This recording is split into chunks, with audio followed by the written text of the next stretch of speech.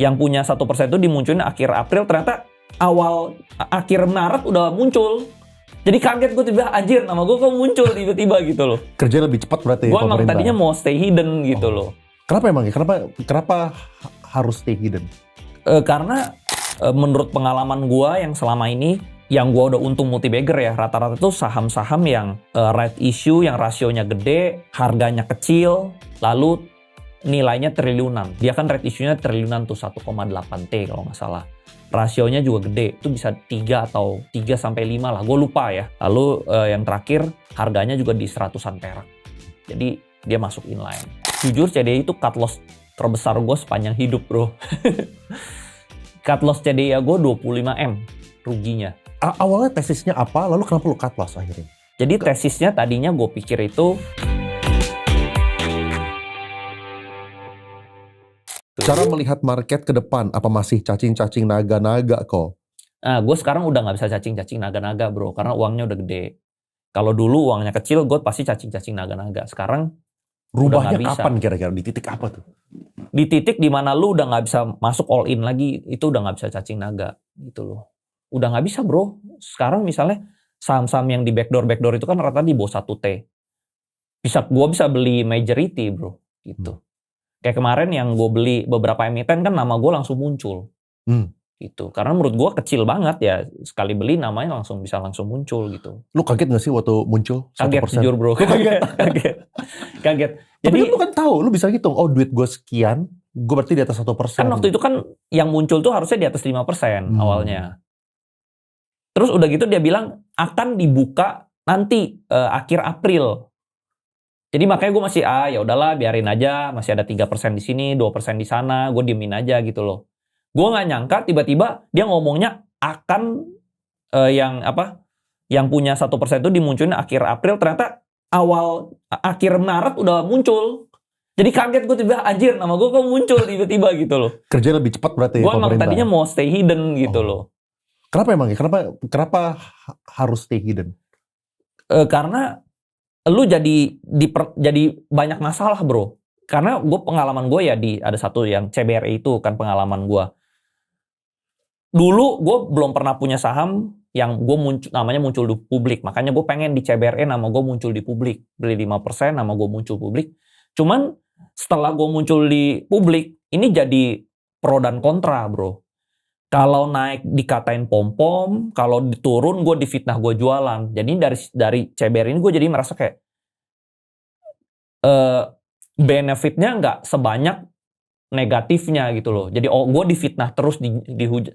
Padahal turunnya bukan karena gue, tapi yang disalahin gue gitu. Karena orang kan cuma nyalahin yang kelihatan gitu loh. Nah jadi gue nggak pengen yang lain-lain tuh kelihatan lagi. Nah makanya gue kaget gitu nama gue di emiten-emiten yang lain kelihatan gitu loh. Iya, gitu. iya. Gue nggak ready lah. Harusnya gue udah rapi-rapi gitu loh. Ya terus kan misalnya, terus kok sekarang namanya hilang ya? Iya, Akhirnya gue tuh. Kok nama Andri Hakim banyak hilang di keterbukaan informasi 1%? Gitu. Ya jadi gue emang mau stay hidden ya gampang. Ya tinggal gue jual aja ke PT gitu. Misalkan gue ada PT, gue tinggal jual aja ke PT kan jadinya hilang namanya. Oh lu pecah gitu jadinya? Ya gue pecah seperti itu. Iya. Jadi sekarang gue lebih benefit demi ketenangan enakan stay hidden. Karena kalau muncul tuh ya banyak pertanyaan, kalau naik disalahin, kalau turun juga disalahin, lu serba salah lah. Gitu. Waktu itu kan gue cuma eksperimen tes di CBRE gitu loh. Iya, gitu. Kalau sekarang, kalau misalnya lu mau beli gede, gue mendingan dipecah aja daripada jadi pertanyaan, daripada disalah-salahin orang gitu kan. Terus nanti lu mau jual juga susah. Lu jual, lu dihujat orang. Lu beli banyak, nambah juga lu dikatain namanya muncul juga dihina orang juga gitu. Jadi enakan stay hidden sih. Tapi menurut lu kenapa ya? Kenapa kayak itu terjadi? Soalnya kan kalau misalnya namanya muncul kan banyak sebenarnya kan. Ada Pak LKH juga muncul, ini muncul gitu. Tapi kalau misalnya mereka kan kayaknya sahamnya naik turun nggak gitu di... Mungkin karena dia nggak aktif di sosmed kali ya. Mereka nggak terhitung sebagai influencer gitu loh. Gitu. Iya. Kalau gue jadi kesannya kayak gue ada agenda tertentu gitu. Iya. Ini gue pengen nanya beberapa spesifik sama emiten ya. Ada lumayan banyak yang nanya. Pertama ini nih mengenai pack masih menarik nggak? Masih hold pack nggak kok? Kalau PEC, jujur tadinya awalnya dulu gue beli karena ada isu terus dia naik tinggi. Sama tuh begitu koreksi gue lagi yang disalahin. Padahal gue nggak jual ya. Terus begitu dia koreksi, dia mendekati rights issue, gue sempet ada jual. Terus dia naik tinggi, dia turun, gue beli lagi. Jadi gue ada beli lagi di bawah. Partisipasi di RI-nya berarti? Enggak, setelah RI. Oh, Gue belinya setelah RI. Oh. Gue belinya setelah RI. Apa yang berubah? Karena menurut gue story-nya inline, jadi bagus. Jadinya gue beli. Tadinya kan gue masih bingung nih jadi bagus atau enggak nikelnya. Ternyata kayaknya nikelnya jadi bagus, jadi gue ada beli lagi. Iya. Jadi gue bisa aja masuk lagi gitu, nggak masalah. Kayak contohnya misalnya Pani juga pasti ada yang nanya Pani juga. Ada. Pasti. Iya kan. Mana ya? Ada nih. Gimana Pani sekarang? Apa masih hold dan prospek ke depan? Kapan Pani bisa bangkit kembali? Sama tuh Pani juga misalnya. Waktu itu kan gue pernah dibanting tuh Pani. Dari gue pernah beli ke 15.000, 19.000 gue beli. Terus dia taruh drop tuh ke 7.500 kan. Gue di fitnah-fitnah orang lah macem-macem. Padahal gue nggak jualan. Nah akhirnya gue di situ belajar. Dia udah naik ke 15.000. Kan gue tahu nih MSCI-nya di 13.000.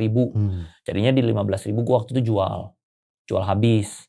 Tapi pas turun lagi kemarin ke 8.000 gue ada beli lagi sedikit. Gitu. Jadi ya udahlah sekarang di momen sekarang ya kalau dia turun di bawah targetnya beli. Kalau dia naik di atas melebihi targetnya ya udah jual. Apakah sekarang menurut lu is a good bet gitu di angka 8 ribuan gitu sekarang? Pani? Di angka 8 ribuan menurut gue oke lah ya. Oke sih. Iya. Cuman dia kan mau masuk MSCI. MSCI-nya itu nggak ada penambahan loh di bulan Mei. Berarti harus nunggu di November. Iya. Bukan Juni gitu bukan ya? Enggak, so gue November, Oktober ya. Iya. Tapi ini, by the way ini kita bahas spesifik emiten. Ini kita menjawab berdasarkan opininya Bang Andre dan juga bukan rekomendasi beli ya ini. Betul. Ya, maksudnya. Cuman kan laporan keuangan kalau Pani itu kan dia kalau di bidang properti itu kan laporan keuangan 3 tahun lalu ya. Ya kan sih, ya kan, bener kan? Yang berapa sekarang tahun serah lalu terima kan? gitu maksudnya. Iya, serah terima kan. Setahu gue tuh kalau penjualan tahun lalu agak kurang. Itu. Iya. Tapi lu lebih pro ke Pani atau ke CBDK? Ini ada yang nanya juga soal CBDK. Kayaknya lebih pro ke Pani kali ya. Ya tapi CBDK juga bagus kok. CBDK at juga this bagus. Price itu maksudnya. Ya at this price lah. Iya. Udah bottom. Semuanya udah bottom lah sekarang. Iya. Ya, kan ya. Oke. Terus ada yang nanya tentang ini nih, yang tadi Sam yang lu sempat mention which is Cebre gitu ya. Prediksi CBRE sama BRIS nanti dulu deh. Target harga CBRE berapa kok? CBRE sebenarnya corporate action-nya bagus, juga udah pasti corporate action-nya masih inline juga. Bulan kalau nggak salah Juni dia right issue gitu loh. Terus right issue-nya juga rasionya gede, harganya bawah, menurut gue masih oke, masih bagus juga kok. Ya. Gue masih hold juga, bahkan gue masih ada, bahkan gue ada beli nambah juga.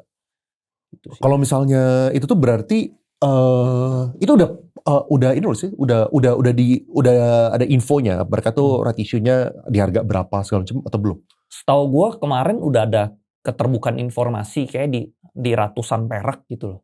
Iya. Di ratusan perak. Average-nya bakal jadi turun. Turun. Gitu. Nah, menurut pengalaman gue yang selama ini, yang gue udah untung multi-bagger ya, rata-rata tuh saham-saham yang right issue, yang rasionya gede, harganya kecil, lalu nilainya triliunan. Nah ini juga, jadi dia udah masuk nih, rasio, dia kan right issue-nya triliunan tuh 1,8 T kalau nggak salah.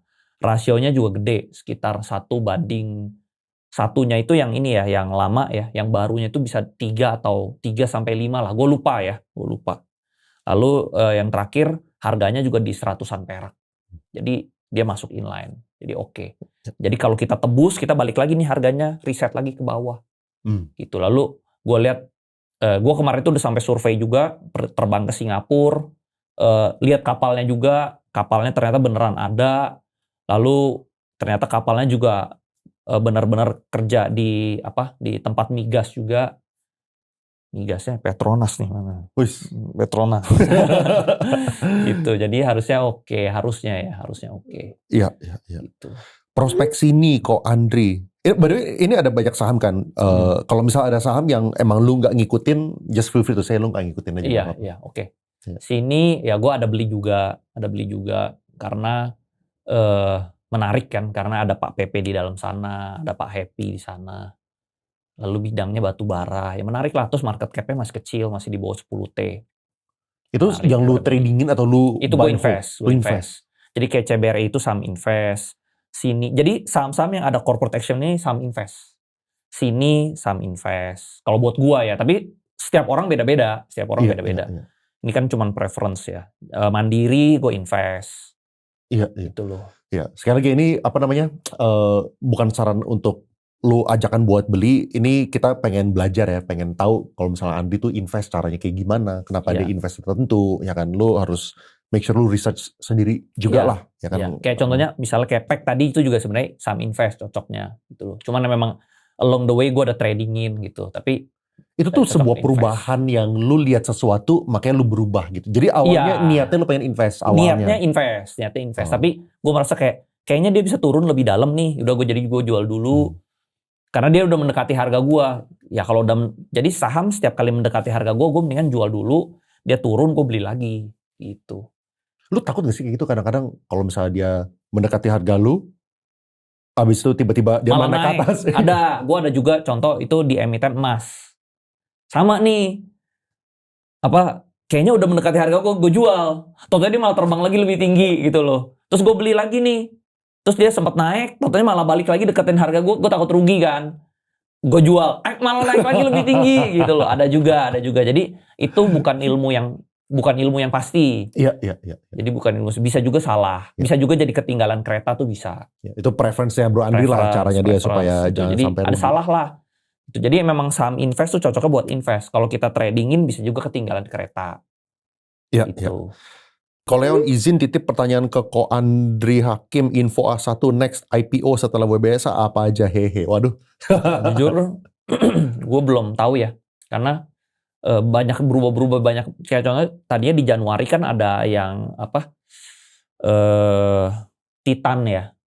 Itu kompetitornya RMKE mau IPO kan. Makanya di situ juga alasan kenapa gue hold RMKE. Karena kompetitornya aja mau IPO, harusnya si RMKE-nya aja harusnya keangkat dong gitu kan. Lalu apalagi RMKE-nya performance-nya lebih bagus daripada si Titan gitu loh.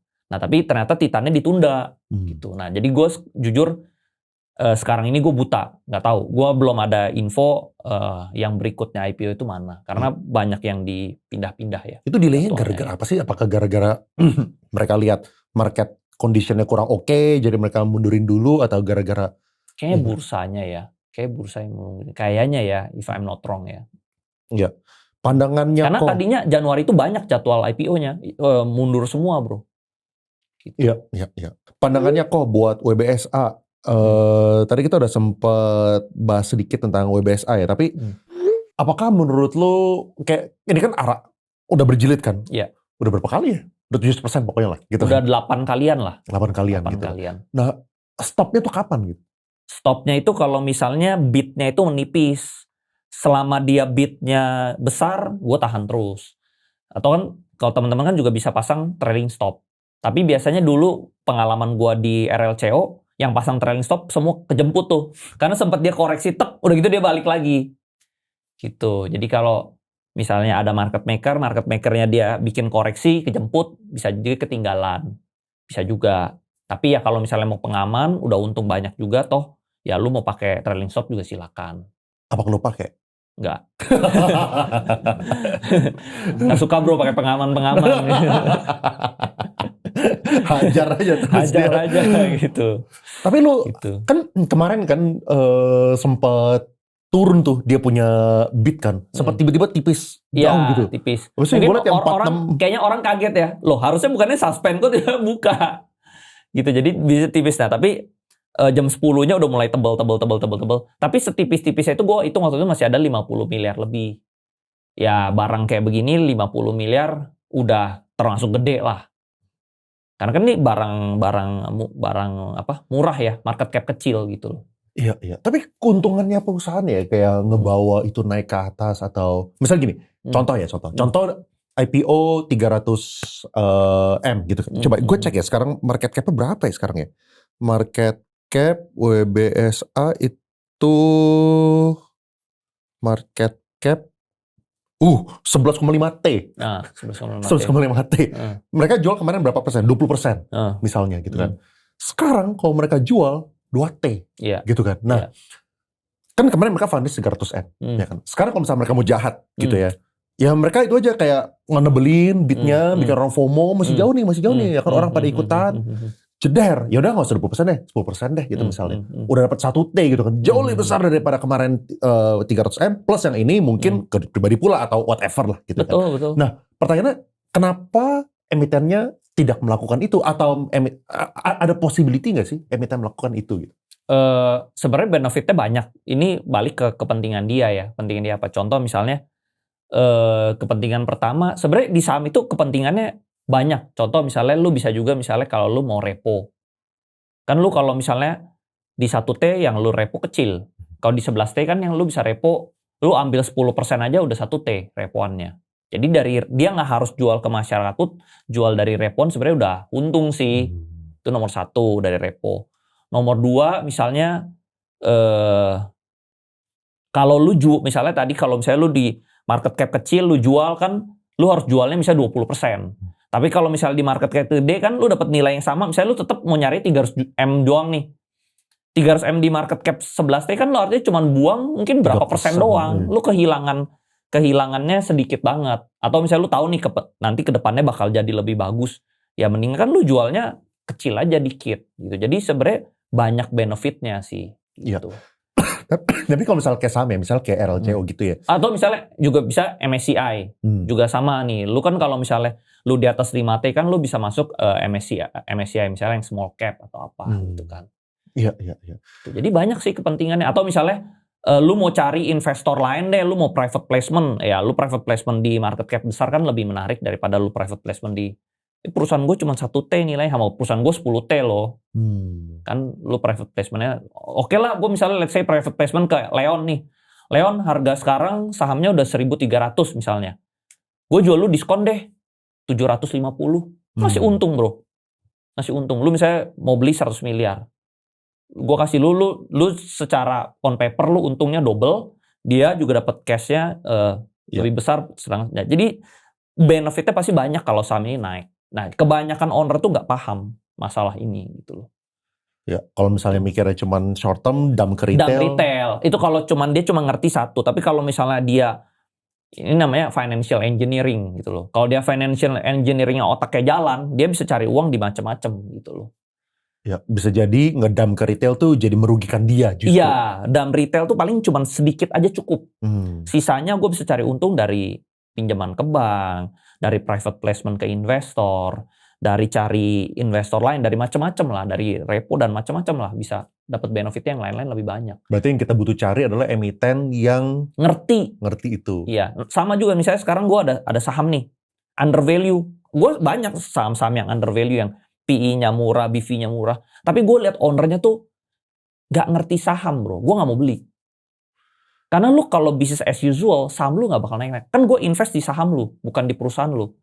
Gue buat apa beli saham lu murah, tapi lu gak ngerti saham, udah lu begitu-begitu bisnis-bisnis aja.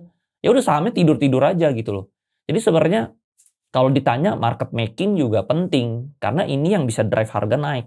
Kalau nggak ada market makingnya ya sahamnya tidur-tidur aja kayak tadi. Lu value ya value aja murah. Tapi ya sahamnya nggak kemana-mana karena ownernya nggak ada kepentingan. Gitu. Bahkan kalau saham dia naik, dia TP aja. Gue nggak ngerti, gue mau fokusnya di bisnis. Akhirnya sahamnya di situ-situ aja, merugikan investor malah. Gitu bro. Jadi gimana kok? Bagaimana dengan RI-nya Cabre? Oh Cabre tadi udah, sama PEC udah. CDIA? CDIA, jujur CDIA itu cut loss terbesar gue sepanjang hidup bro.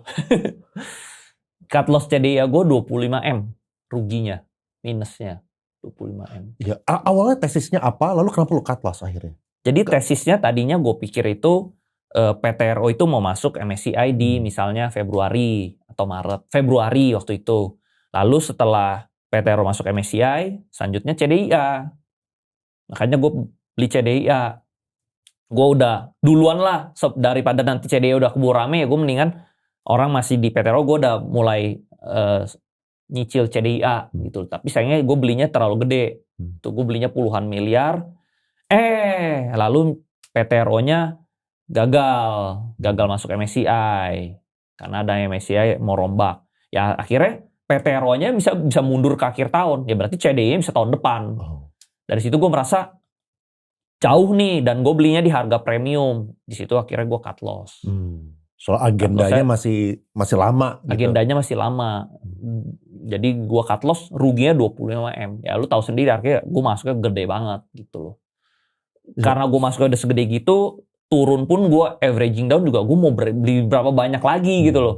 Masa gue harus beli ratusan M khusus CDIA, sedangkan agendanya masih tahun depan. Dari situ gue putuskan ya udah gue cut loss dulu. Ya. Tapi apakah Pak PP menurut lu bakal give up dengan apa yang kejadian high concentration list lah? Semoga dia gak give up lah, tetap semangat gitu. Semoga ya. Karena dulu di brand juga gitu kan. Dulu brand pernah dijegal, tapi dia tetap sampai akhirnya masuk. Ya brand sekarang mau kena kick lagi bro. Iya sekarang mau kena kick lagi. Tapi memang hidup itu seperti begitu bro. Nggak sesuatu yang lu plan itu selalu berjalan mulus. Nggak mungkin yang kayak gue plan nih portfolio gue naik, kan pasti naik turun. Nggak bisa yang di hidup itu nggak ada yang lu doa pasti tercapai langsung tuh nggak ada. Pasti dia ada musibahnya selalu along the way gitu loh. Gitu. Sama lah kayak di bisnis yang kita rencanakan tuh nggak selalu according to plan gitu. Ya, kayak kita witness perjalanan Pak PP waktu dijegal berkali-kali ya. Iya, FTSE lah, kan? MSCI lah, apalah. Semoga Pak PP nggak give up. Harusnya sih nggak ya, harusnya nggak. Harusnya ya misalnya MSCI ada peraturan apa, ya udah diikutin aja aturan-aturannya. Tapi menariknya itu loh, waktu pertama kali high shareholding concentration keluar, itu kan sahamnya sempat ARB. Sempat naik lagi abis itu. Iya. Gue juga nggak ngerti gimana caranya sempat naik lagi, sampai akhirnya MSCI keluarin formal statement bahwa mereka akan keluarin brand sama DSA, turun lagi gitu. Jadi kan ini sama sakti sekali. Sakti. Soalnya kan ya dipikirkan waktu pertama kali dia dia keluar high shareholding concentration, ya udah lepas aja gitu, terserah lah mau ke berapa, dia mau naikin juga pasti bawah aja. Nah itu bagusnya saham-saham PP itu gitu, jadi dia itu ngerti saham, karena dia ngerti saham, jadi itu dia juga maintain, dia juga jaga kepercayaan investor gitu loh. Sedangkan emiten-emiten lain turun, ya udah turun aja, dia nggak menjaga kepercayaan investor gitu loh. Karena dia turun ya bahkan beberapa ikutan jual gitu loh. Iya betul. Dewa gimana bang? Apakah lu pernah beli Dewa? Gue ada trading di Dewa. Dewa sebenarnya sama Bumi ya sama lah. Ini satu tambangnya, satu kontraktornya. Kalau secara fundamental ya oke sih. Ya, ya cuman ya pokoknya ya kalau fundamentalnya oke lah. Fundamentalnya oke. Cuman gue trading aja sih di sini. Gitu. PTRO gimana kok bisa multi bagger? PTRO ya kalau misalnya sekarang 5.500. 5.500. Gue ada beli itu di 6.000-an ya, sekarang lagi merah gitu loh. Tapi ya udahlah gue hold aja. Kenapa lu beli? Karena akumulasinya bagus ya, gue lihat ya. Broker summary-nya bagus. Lalu pas diturun juga mereka ada buyback lagi. Ya udah gue ikutan aja lah. Iya. Nitip sendal gitu. 10M. Lebih bahkan bro. Sendalnya ternyata 5S kelas. Bahas PKPK bang, apa lu ngikutin PKPK? PKPK enggak sih. Ya gue juga nggak ngikutin. Apa itu PKPK? PKPK itu sebenarnya dia terafiliasi sama sini ya. Maksudnya owner lamanya sama. Oh, oke. Owner lamanya sama. Tapi ya gue nggak beli sih. Iya. Saham Bufa gimana? Bufa gue ada trading juga, Kalau misalnya dia di bawah 1.000 menarik, kalau di atas 1.000 ya gue biasa jual dulu sih. Iya. Itu sih. Itu bukan sesuatu yang lu buy and hold gitu ya? Gue bukan buy and hold karena mungkin gue nggak tahu manajemennya kayak gimana kan. Gue nggak bisa find out informasinya secara detail. Cuman broker summary-nya menarik aja, ya udah gue trading aja. Gitu. Gue tapi bukan saham yang gue hold lama sih. Gue trading.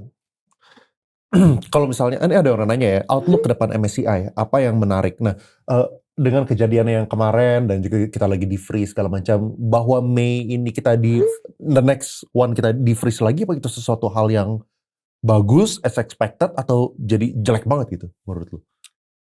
Di freeze ya mungkin freeze ini jadi pemerintah bisa ini ya ya rapiin dulu kali ya, regulator bisa berbenah dulu ya. Tadi kan high concentration list juga udah keluar, lalu ya sebenarnya menurut gua bagus juga sih ada break, jadi begitu nanti udah siap udah bagus, tinggal bullishnya doang gitu loh, daripada nanti dia setengah nanti kurang ini kurang itu kurang ini, mendingan udahlah berbenah dulu sampai bulan Mei, baru nanti ngegas lah.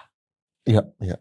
Makanya kalau kita lihat ya belakangan ini banyak juga kan transaksi-transaksi gede tuh sesama PT di pasar nego. Itu kan juga sebenarnya emiten-emiten juga lagi ngerapin nih, pindah-pindahin barang, rapi-rapiin barang, pindah-pindah gitu sebenarnya. Iya. Cara menilai saham RI yang bagus, seperti rasionya harus kecil atau besar, berita atau isunya, kapan belinya dan harganya. Tadi kayak, kan RI itu kan intinya sebuah corporate action, tapi gimana cara kita membedakan RI yang jelek dan bagus? RI yang jelek itu kalau dia itu sebenarnya RI-nya kecil. Misalnya di bawah 1T sebenarnya kurang bagus. Kenapa RI ya kalau misalnya kecil jadi nggak bagus? Artinya dia injek uangnya tuh cuman dikit. Karena kalau kan sekarang juga karena dulu kita awal sering ngomong RI, jadi sekarang kan heboh gitu. Semua perusahaan mau RI. Sekarang semua perusahaan mau RI, bro. Terlalu banyak.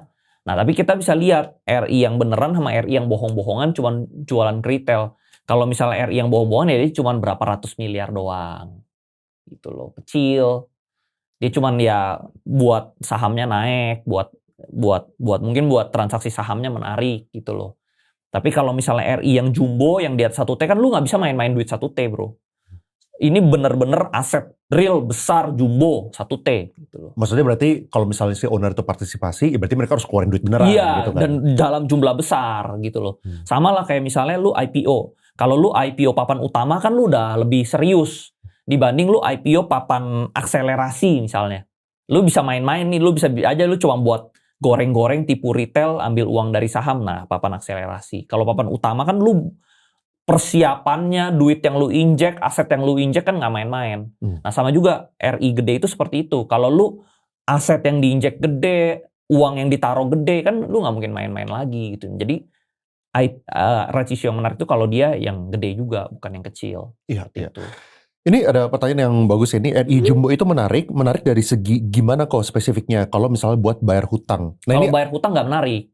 Bagus itu kalau dia ada menambah aset gitu loh. Kayak contohnya misalnya di CBRE kan dia ada beli kapal, dan kapalnya gue lihat pakai mata kepala sendiri. Gue naik sendiri ke kapal itu, bro. Ada dock helikopternya buat helikopter. Jadi lu pakai helikopter dong? enggak, gue nggak naik helikopter. Gue masih naik taksi, bro.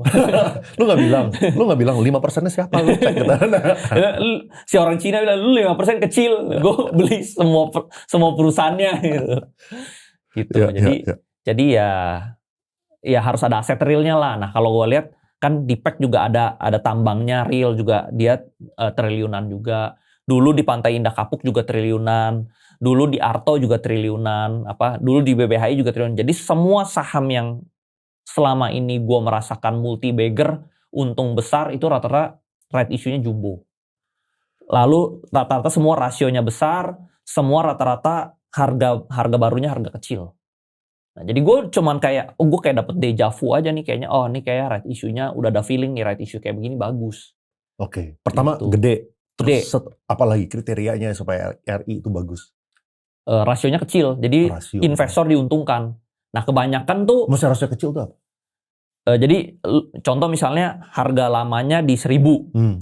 Harga barunya rasionya 5 di harga 100. Jadi lu punya satu lot di harga 1.000, satu lembar lah. Lu punya satu lembar di harga 1.000, lu bisa beli 5 lembar di harga 100. Karena di bawahnya 100 ya banyak, kan lu averagingnya jadi kecil langsung mendekati owner. Iya, lu jadi sama owner harganya sama. Terus owner kan nggak mungkin bikin perusahaannya rugi. Jadi harga lu sama harga owner sama, ya nggak bisa rugi. Nah, jadi tapi kebanyakan owner jarang yang mau rasio gede. Biasanya kayak gimana? Biasanya owner itu berarti harganya Kecil-kecil atau harganya mendekati gitu. turun bawah dikit lah, diskon misalnya 25% atau 30% aja gitu loh. Kan lu kalau lu rasio bawah kan lu ibarat lu kasih investor beli di harga murah. Lu ibarat kasih dia untung. Kebanyakan orang tuh nggak rela kasih orang lain untung. Gitu loh. Iya, kasih diskon aja banyak-banyak Iya, kalau kayak gitu. banyak-banyak gila. Masa harga kita 1.000 kita kasih dia beli di harga cepek. Gitu. Kan lu kasih dia untung. Udah gitu lu kasih dia misalnya beli 3 biji atau 5 biji lebih banyak. 3 lembar lebih banyak. Kan dia jadi punya banyak di harga cepek. Gitu loh. Iya. Oke, pertanyaan selanjutnya. Kenapa tega ambil uang gereja? Itu sih Andi Hakim kali ya. Andi Hakim, bro. Andi Hakim. Tenang, namanya mirip tapi beda. Itu salah server, guys. Salah server ini kayaknya server. pengikut baru berarti Iya, itu. apalagi kalau lihat beritanya dia belinya rumah, belinya zoo. Ini udah bahasnya bukan Andri Hakim. Kalau Andri Hakim dia nyolong belinya saham pasti. Belinya saham BMRI. Iya, belinya saham. Ya, kalau belinya nggak saham bukan Andri. Ada sempat hujat lu nggak? Ada sempat nanya lu nggak? Kok lu Nggak ambil sih. Nggak sih. Salah server jangan kejauhan, guys. Jadi next, kapan nikah kok? Kapan nikah? Terakhir lihat di pedal bareng Ci Filme, bisa kali kok? Jangan dong, kan gue kenal sama Bro Willy Salim, nggak enak dong. Nah, ya tapi kalau nikah gue memang udah mau lah, gue udah siap lah. Tunggu ya kalau ada pasangan yang tepat lah. Lu ke supermarket aja lu beli buah kan pilih-pilih, ya kan? Lu nggak mau dong beli buah yang busuk. Ya masa lu pasangan lu ngasal terima aja gitu kan? Harus kita pilih-pilih juga yang fundamentalnya bagus. PI-nya bagus, PBV-nya bagus. Kalau PI kan pengembalian modalnya bagus. Yang siap RI Jumbo gitu. Kalau PBV berarti asetnya banyak. Pasangannya asetnya banyak nih, PBV-nya bagus. RI Jumbo, tapi yang bantuin injek dari Andri nanti. Gitu, jadi harus dicek juga baik-baik biar nggak nyangkut seumur hidup, guys. Yain gimana kok? Ini banyak loh nama-nama cewek nih yang dimasukin. Yain jangan ya, udah ada pasangannya, jangan. Oh, udah ada pasangan. Udah ada, jangan dong. Tapi belum married kan? Jangan. Kalau dia gampang tergoda sama gue, artinya bahaya juga dong. Artinya dia bisa tergoda sama orang lain juga kalau sama gue, ya kan? Iya, oke lah. Gimana kalau misalnya kripto ya? Menurut lu, pandangan lu gimana? Soalnya kan belakangan ini kripto juga lagi turun, Bitcoin 70-an ribu, 60-an ribu. Apalagi belakangan kan sering hangoutnya sama Gabriel Ray gitu kan. Udah kena influence belum nih kayak beli sisihin ke BTC, Ethereum gitu. Mungkin kalau kripto yang bagus ya cuman yang top 5 itu doang kali ya, BTC lah gitu-gitu ya. Kalau yang sekarang menurut gua sekarang investor udah mulai pinter. Dia melihat yang koin-koin micin itu udah kayak gorengan lah. Mereka udah nggak invest sana, jadi cuman Bitcoin doang sekarang. Tapi apakah lu? Enggak, gua nggak beli. Apakah lu akan beli? Akan bisa aja sih, cuman gue masih kurang nyaman ya. Gue di saham tuh lebih nyaman karena gue udah bisa lihat mana yang bagus, mana yang jelek, fundamentalnya, ownernya. Gue lebih nyaman di saham sih. Iya. Apakah kripto ini bro? Kurang saham. Terus udah gitu kripto Bitcoin tuh kayak apa? Kalau lu beli tuh fee-nya gede banget ya. Lu merasa nggak sih? Kayak contoh misalnya lu beli 1 Bitcoin, lu dapetnya tuh nggak 1. Dapetnya tuh 1,99 atau 98 gitu loh. Iya. 0,98 sorry. 0, Iya. Ya kan? Ada. Tiap kali mau beli 1 bulet tuh susah gitu loh. Dapetnya cuma 0. Terus pas dijual juga fee-nya gede lagi. Tapi jangan lihat itu kecil loh. Itu hitung kalau jumlah besar tuh besar loh. Iya. Perasa nggak? Iya, terus udah gitu USDT-nya juga lu beli lebih premium loh. Contoh misalnya US dollar 17.300. Mungkin di situ lu belinya bisa 17.000. Ya mungkin gua beginner lah, gua nggak tahu. Karena kan mungkin lu bisa lewat jalur belakang, mungkin bisa belinya lebih murah ya. Tapi kalau gua beli dari aplikasi, ya bisa belinya kadang 18.000, 17.500, 17.800. Lu jangan sekali jeber 20M. Nah, ya kan jadi kan boncos gitu loh. Gua tuker dari dolar udah rugi, lalu gue beli Bitcoin lagi kena fee juga rugi, gue jual lagi fee-nya rugi, gue tukar lagi ke rupiah juga rugi gitu bro. Iya. Cuman orang rata-rata nggak ngitung. Kalau gue kan suka ngitung nih, kok duit gue, padahal Bitcoin gue untung gain. Tapi potong fee dan lain-lain dan kursnya ujungnya tekor. Ya mungkin karena rupiah kita juga lemah kan. Pakai exchange apa lo itu? Marginnya kegedean yang itu. Enggak jangan. Iya. Oh, tapi menarik. Oke, soalnya kalau misal ini. Tapi iya kan, bener kan?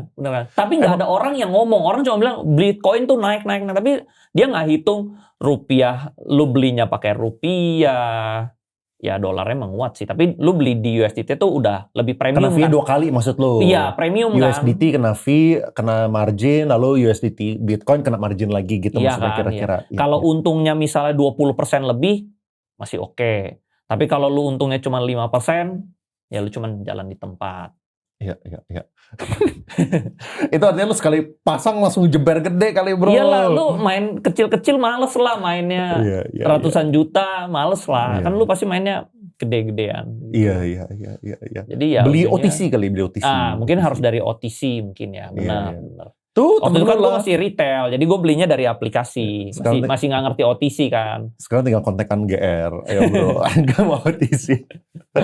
Iya, tapi kenapa kalau bisa ini? Tiba-tiba belakangan ini gue sering lihat lo sama GR hangout. Apakah lo ada invest di sesuatu yang bareng kah atau apa? Ada, kita ada partner di media saham, ada bareng lah, ada partneran di media saham. Lalu kita belakangan sering collab acara-acara bareng lah. Ya, sama-sama nyari pasangan kali atau apa ya? Kalau pasangan dia udah banyak. Oh, sudah banyak. Iya. Kayak si Adi juga banyak. Tapi kalau ada yang mau nerima, kayak dia masih terima. Nanti dia nonton, dia bilang, Bro Leon tolong cut ya, bagian ini. Bercanda. Iya. Tapi ya DP mobil aja udah CPM. Ya. Buset. Ya. Mobilnya sih gak ada yang kalahin sih. Benar, mobil dia nomor 1 lah. Iya. Tapi menurut lu kayak dengan crashnya ini contoh ya, gue jadi sales Bitcoin ya, sales Bitcoin ngomongnya. Tapi bro, karena 2 nih kita punya penguatan kalau misalnya beli Bitcoin. Pertama tadi pelemahannya IDR, lu kalau misalnya Bitcoin ya price in USD lah gitu kan. Plus sekarang kalau misalnya kita ngomongin 4-year cycle segala macam, kita lagi di harga murah, maybe a good time to enter. Apakah lu itu sesuatu yang lu bakal consider suatu saat atau lu tuh tipenya fokusnya di saham gitu? Saat ini gue fokusnya di saham. Tapi kalau misalnya ditanya apakah Bitcoin long termnya good time to buy, mungkin good time to buy. Mungkin bisa ya anggap dia balik ke all time high, dia juga udah untungnya 50% lebih kan. Ya bagus juga sih. Cuman nggak tahu somehow gue nyaman aja di. Apalagi kemarin ada berita ini kan dari broker dari Polandia ya, bawa kabur duit Bitcoinnya 4.500 Bitcoinnya. Nah, jadi kayak banyak, karena unregulated jadi banyak ngeri aja ya. Kalau di saham kan duit kita di RDN, tenang gitu loh. Kemarin juga sempat kena bro. Oh iya, sempat kena. Tapi balik. Itu balik. Oh, gue gak tahu yang orang, kan ada yang orang lain, ya? Ada yang 70M lah atau yang berapa lah. 70M? Iya, ada yang masuk ke berita heboh gitu. Di sekuritasnya, bisa ada. Ya kemarin gue juga ada podcast sama beberapa orang yang sempat kena juga hilang. Intinya dia itu, ya mungkin gue gak tahu dari mana intinya, tapi kan harus RDN kan. RDN secara teori kan cuma boleh narik ke orang yang namanya sama gitu. Andre Hakim narik ke Bang Andre Hakim gitu kan. Tapi terjadi dia itu masuk ke akunnya, dia beli saham-saham yang gak liquid, yang jelek-jelek. Jadi sebelah sana udah beli rendah, sebelah sini belinya yang ditinggi, jadi didamin.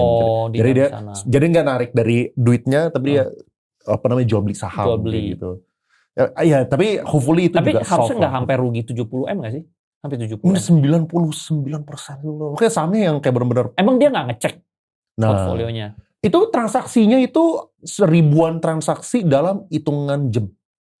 Oh. Jadi udah bukan manusia lagi ya menurut keyakinan gue ya. Soalnya mencatnya juga nggak mungkin gitu bisa kayak gitu. Itu kayak ribuan transaksi seret langsung kayak. Nah jadi orang ngecek malam sorenya udah hilang semua. Oh. Cuman ya hopefully itu juga udah selesai lah. Cuman ya what I'm saying adalah intinya di dunia keuangan kayak gini. Makanya sekarang gue juga safety paling nomor 1 sih sekarang. Sekarang gue nyalain authenticator yang kayak pakai Google Authenticator gitu-gitu bro. Iya benar. Udahlah kayak tambah ribet cuman safety lah first, daripada hilang duitnya. Ya. Ini ada beberapa orang yang minta tips nih bro. Bisa nggak Andre Hakim jadi orang biasa dengan modal 10 juta? Bisa nggak Andre Hakim jadi orang biasa dengan modal 10 juta bisa cuan? Mungkin pertanyaan gini kali. Pertanyaan adalah orang kalau misalnya mereka sekarang modal cuma 10 juta, itu mereka expect konsisten cuan di saham bisa nggak pertanyaannya? Bisa-bisa aja. Kalau duitnya kecil justru gampang bro. Duitnya kecil tuh lu bisa masuk keluar cepet gak kelihatan. Justru lu kalau duit kecil tuh gampang untung sebenarnya. Nggak keluar di keterbukaan informasi gitu. Iya gitu loh. Kalau duitnya gede itu susah karena lu jualnya cari liquidity susah. Bahkan contoh ya, kalau lu duitnya 10 juta, lu cari saham-saham yang super mini aja lu masih bisa, liquidity-nya masih ada.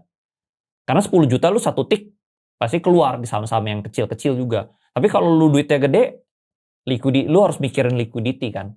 Jadi contoh misalnya orang bilang return saham itu rata-rata 20%. Iya kalau lu uangnya gede 20% itu udah bagus. Tapi kalau uang lu kecil dulu kayak waktu uang gua cuma 500 juta itu setahun tuh gua bisa untung 300-400%. Karena kan lu mainnya yang lebih high risk tapi gampang keluar gitu loh. Harusnya bisa, kalau misalnya duitnya 10 juta harusnya 100% bisa sih. Iya. 100% gitu. Tapi ya tentu harus tekun juga. Tapi ya kalau 10 juta untung 100% 10 juta juga dia nggak semangat. Cuman 20 juta. Menurut gua harus 100 juta ke atas lah. Harus, maksudnya dia tingkatin skill, sembari kerja atau apa sampai uangnya tuh 100 juta ke atas lah. Nah baru 100 juta ke atas ini dia mulai tekun trading saham. Tapi apakah sebaiknya tekunnya sejak kecil ya? Sejak 10 Iya, juta sejak kecil bagus sih. Ya, bagus. Jadi dia sembari kerja, sembari dia dapetin feel-nya. Terus membiasakan rugi di saham dulu. Jadi begitu dia uangnya udah 100 juta, dia nggak kaget kalau rugi.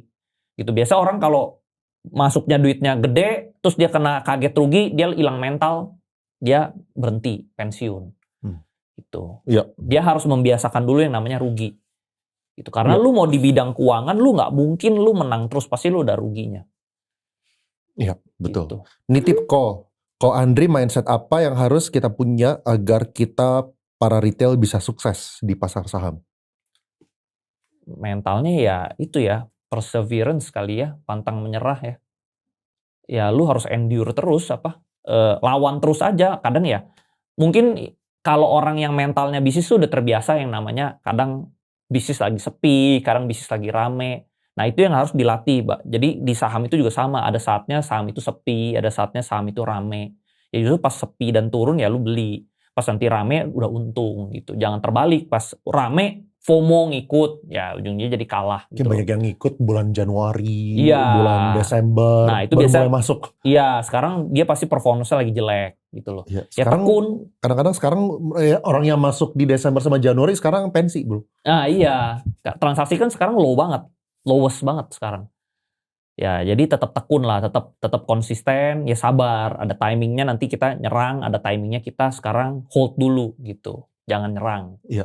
Tapi menurut lu overall kalau misalnya sekarang waktunya masuk nyicil gitu, apakah oke atau tergantung emitennya ya? Tergantung. Kalau emitennya masih ada fundamental dan story-nya bagus, mungkin oke. Tapi kalau misalnya story-nya ditunda, corporate action-nya ditunda, atau misalnya